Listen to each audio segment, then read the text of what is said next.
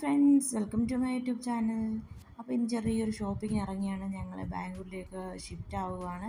അപ്പോൾ അതിന് വേണ്ടി കുറച്ച് സാധനങ്ങളൊക്കെ മേടിക്കാനുണ്ട്. പിന്നെ അവിടെ നല്ല തണുപ്പാണ്, അപ്പോൾ കുഞ്ഞിനും കുറച്ച് ഡ്രസ്സൊക്കെ മേടിക്കണം. അതിന് വേണ്ടിയാണ് ഞങ്ങൾ പോകുന്നത്.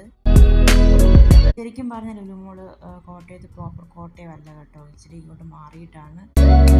ഞങ്ങൾക്ക് ഇവിടുന്ന് ഒരു 1.5 മണിക്കൂർ ഡിസ്റ്റൻസേ ഉള്ളൂ.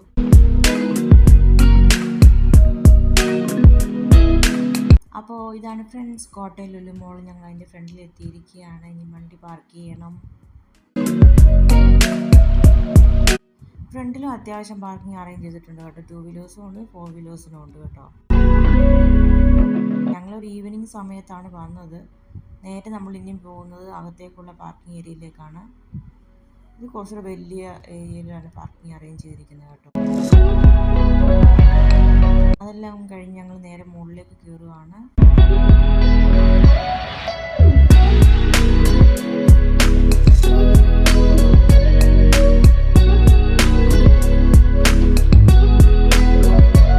നമ്മൾ കയറി വരുന്ന ഭാഗത്ത് തന്നെയാട്ടോ, ലെഫ്റ്റ് സൈഡായിട്ടാണ് ലുലു ഹൈപ്പർ കൊടുത്തിരിക്കുന്നത്. അത്യാവശ്യം നല്ല തിരക്കും ഉണ്ടായിരുന്നു. ഞങ്ങളൊരു വീക്കെൻഡ് സമയത്ത് എന്തോ ഇറങ്ങിയത്.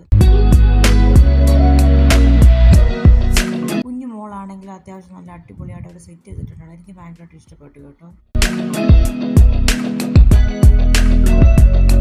കോട്ടയം ലുലു മോളിൽ പോയിട്ടുള്ളവരൊക്കെ ഒന്ന് കമൻറ്റ് ചെയ്യണേ.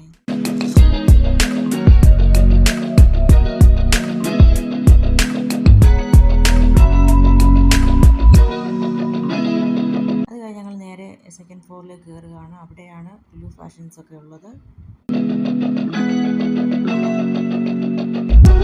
അങ്ങനെ സെക്കൻഡ് ഫ്ലോറിലേക്ക് കയറി വന്നപ്പോഴാണ് ഫണ്ടൂറ കണ്ടത്. നമ്മൾ കൊച്ചിയിലും തിരുവനന്തപുരത്തും കാണുന്ന പോലെ വലിയ സ്ഥലത്തൊന്നും അല്ല അവർ അറേഞ്ച് ചെയ്തിരിക്കുന്നത്. ചെറിയൊരു സ്ഥലത്ത് ചെറിയൊരു രീതിയിലാണ് ഫണ്ടൂറ അറേഞ്ച് ചെയ്തത്. പക്ഷേ നല്ല ഭംഗിയുണ്ടായിരുന്നു കേട്ടോ.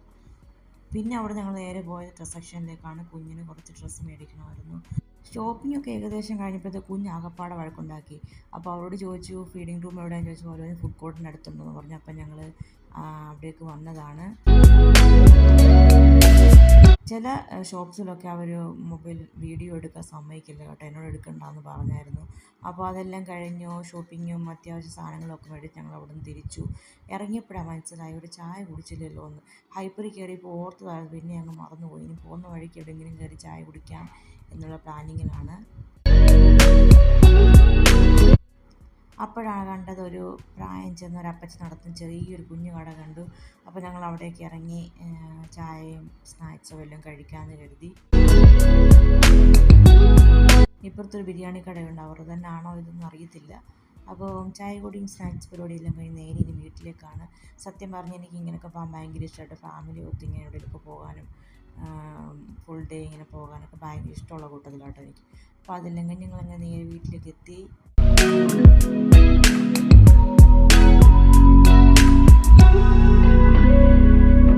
ഞങ്ങൾ ഹൈപ്പറിൽ കയറിയപ്പോൾ അവിടുന്ന് ഗ്രിൽ ചിക്കനും പിന്നെ കുബൂസും മയോണൈസും മേടിച്ചിട്ടുണ്ടായിരുന്നു. ഇനി നൈറ്റ് വന്ന് ഫുഡ് ഉണ്ടാക്കുന്ന ഇത്തിരി കട്ടിയുള്ള പരിപാടിയാണ്. മയോണൈസ് ഞങ്ങൾ എപ്പോഴും ഗാർലിക് മയോണൈസാണ് മേടിക്കത്തുള്ളൂ കേട്ടോ.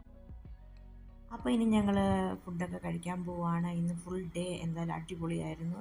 അപ്പോൾ എല്ലാവരും വീഡിയോ കാണണം, സബ്സ്ക്രൈബ് ചെയ്യണം, ലൈക്ക് ചെയ്യണം. അപ്പോൾ എല്ലാവർക്കും ബൈ ബൈ, താങ്ക് യു.